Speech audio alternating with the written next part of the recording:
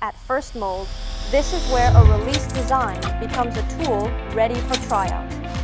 Every project starts with mold design plus DFM and mold flow review. We work to catch and address potential issues on screen before we ever touch a block of steel. We select the right material for the cores, cavities, plates, and inserts. On the floor, those blocks turn into mold parts. CNC machines cut the main geometry on cores, cavities, and plates. EDM and wire cutting then take care of the deep ribs, sharp corners, and tight pockets. After in-process checks and final inspection keep critical dimensions on target, fitting and assembly brings slides, lifters, cores, and cavities together so the mold closes cleanly and actions move smoothly.